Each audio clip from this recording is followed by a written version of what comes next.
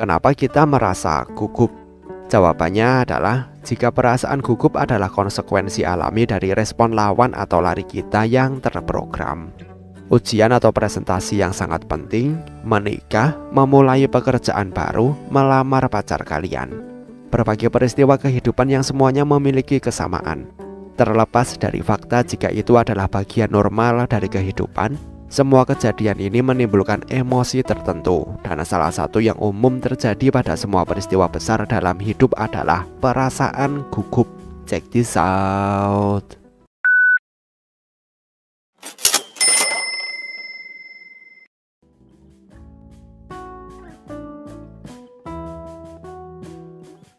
Otak manusia telah berkembang sangat lambat selama jutaan tahun sampai menjadi otak seperti sekarang ini. Ahli biologi evolusi percaya jika bagian otak yang paling primitif berevolusi lebih dari 500 juta tahun yang lalu dan hanya mencakup batang otak dan sumsum tulang belakang. Tapi sistem limbik yang merupakan bagian dari otak tengah berkembang 200-300 juta tahun yang lalu, jauh sebelum otak besar atau neokortex. Jadi fungsi apapun yang dilakukannya saat itu tertanam dalam diri kita sampai hari ini.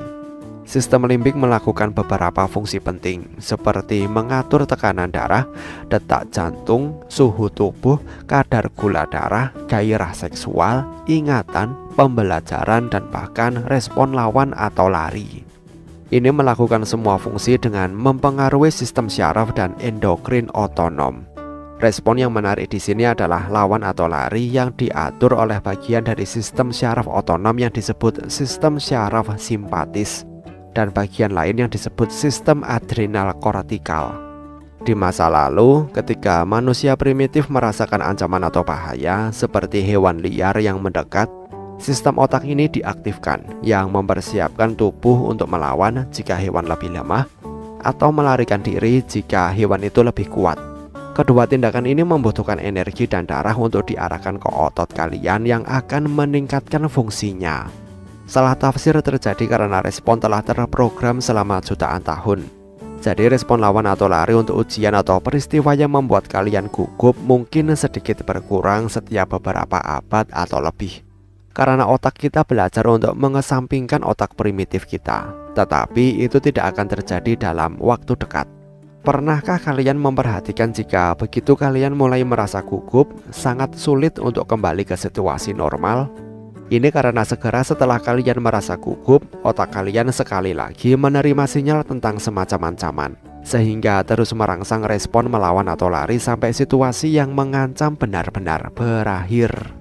Tapi beberapa orang merasa gugup atau cemas bahkan dalam situasi sehari-hari dengan tekanan rendah atau tanpa pemicu yang bisa dikenali.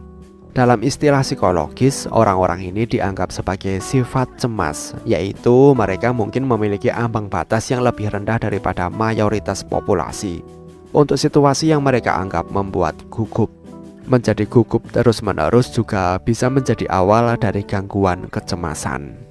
Kabar baiknya adalah ada banyak metode atau latihan sederhana untuk mengendalikan perasaan gugup kalian. Terlepas dari apakah kalian gugup secara situasional, sifat cemas, atau menderita gangguan kecemasan, supaya tidak membuat kalian kewalahan.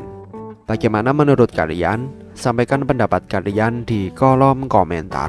Terima kasih telah menonton video ini dan sampai jumpa di next video.